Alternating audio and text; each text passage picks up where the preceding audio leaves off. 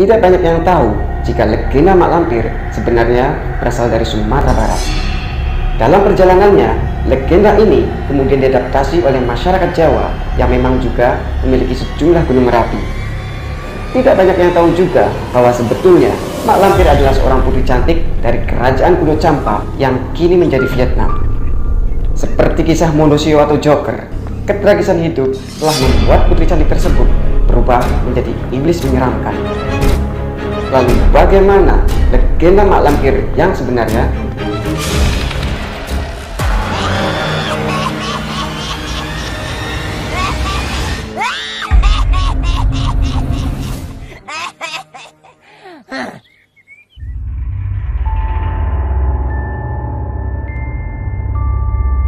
Legenda Mak Lampir sangat terkenal, terutama di masyarakat Kabupaten Agam, Bukit Tinggi, juga sebagian Provinsi Bengkulu dan Lampung. Nama asli Mak Lampir adalah Siti Lampir Maimunah.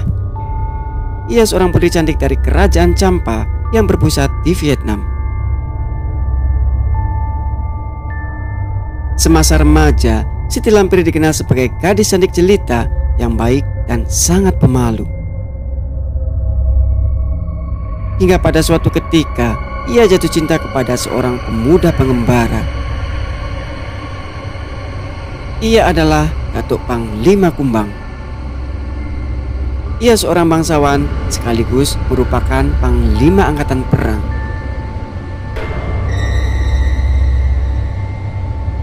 Datuk sendiri menaruh hati pada Siti. Ia begitu mengagumi kecantikan dan kepolosan putri Campa itu. Namun belakangan diketahui Datuk Panglima Kumbang ternyata berasal dari bangsa siluman. Dikisahkan Datuk Panglima Kumbang dapat berubah wujud menjadi seekor macan kumbang atau harimau. Tentu saja kedua orang tua Siti tak merestui. Begitu pula dengan orang tua Datuk Panglima Kumbang. Namun demikian, Laksana karang yang berdiri tegak di tengah gempuran ombak, cinta mereka tak tergoyahkan.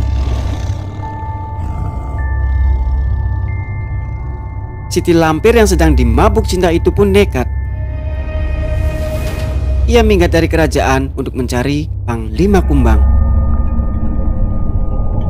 Namun karena Panglima Kumbang adalah bangsa siluman, Siti tak kunjung menemukan kekasih hatinya itu. Ia lalu melakukan tapa di Gunung Merapi dengan harapan dapat memasuki alam siluman. Dalam pertapaannya itulah Siti Lampir bertemu dengan Nenek Serintil, perempuan sakti mandraguna yang kelak akan menjadi gurunya.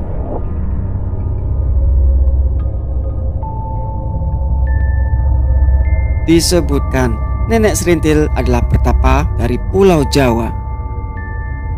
Ia pemuja Batara Kala, sosok dewa raksasa yang berwajah menyeramkan.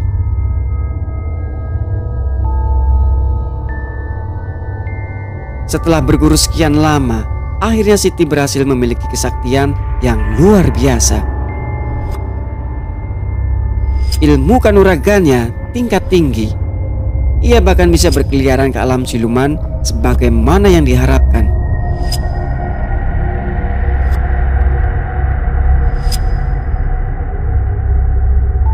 Pada akhirnya, Siti berhasil menemukan Datuk Panglima Kumbang. Ia begitu bahagia. Sayangnya, mereka bertemu saat Panglima Kumbang tengah berada dalam satu pertempuran sengit. Lebih disayangkan lagi, di hari perjumpaan yang dinanti-nanti tersebut, Datuk Panglima Kumbang tewas di tangan musuhnya. Siti Lampir terkesiap. Ia serasa dijatuhi semua beban dari seluruh kehidupan. Ia menangis sejadi-jadinya. Sungguh tak bisa diterima kekasihnya tewas justru ketika untuk pertama kali ia berhasil menemukannya.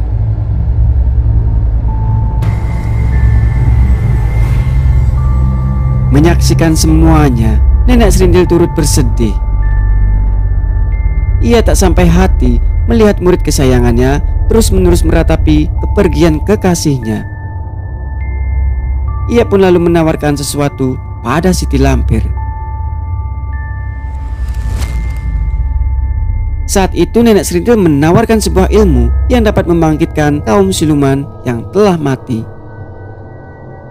Namun sebagai gantinya, Siti harus merelakan kecantikan dan kemudaannya.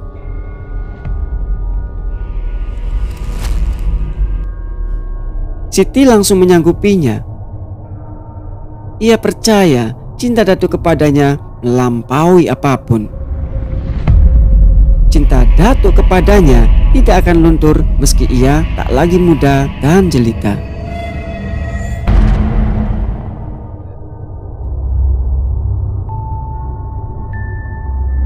Demikianlah, setelah ritual dilakukan dan Datuk Panglima Kumbang kembali hidup, Siti Lampir seketika berubah menjadi seorang nenek berwajah seram.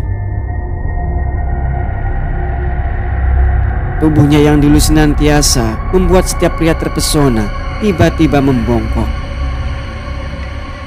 Kulit kuning langsatnya berubah menjadi dekil dengan dibalut keriput. Tak sehelai rambut Siti tidak menjadi putih. Gigi-giginya pun bertanggalan dan hanya menyisakan beberapa dengan rupa menjijikkan.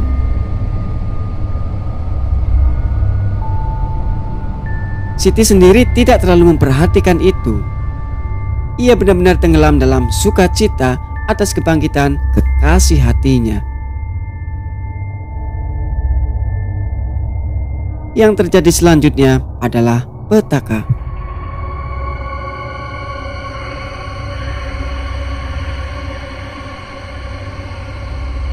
Saat Datuk Panglima Kumbang membuka mata, ia terkaget melihat seorang nenek seram sedang memeluknya. Datuk mendorongnya. Baru kemudian ia tahu jika nenek seram itu adalah Siti Lampir Maimunah, perempuan yang selama ini ia cintai.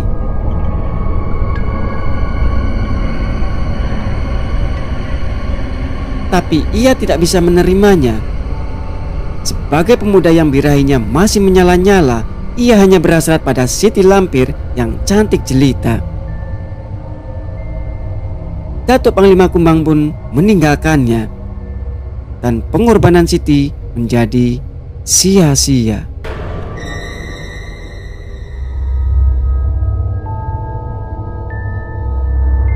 Sejak saat itu, sejak Siti merasa dikhianati kekasihnya, cinta yang selama ini memenuhi jiwanya berubah menjadi amarah dan dendam. Siti bersumpah akan memerangi Datuk Panglima Kumbang beserta seluruh kaumnya.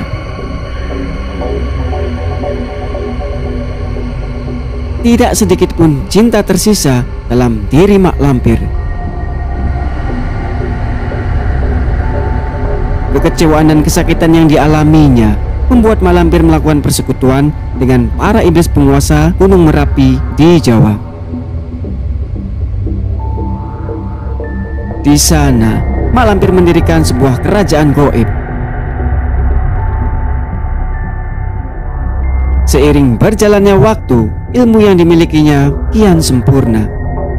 Amarah di hatinya kian membara. Hingga sejak saat itu, Mak Lampir tidak hanya memerangi kaum Datuk Panglima Kumbang, melainkan semua yang melambangkan kebaikan.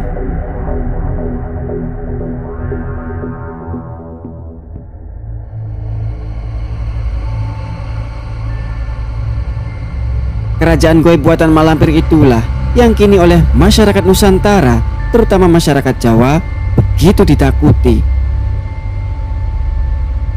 Hingga di Nusantara ini, Gunung Merapi tidak hanya menyimpan lahar panas, tapi juga menyimpan sejuta misteri dan mitologi.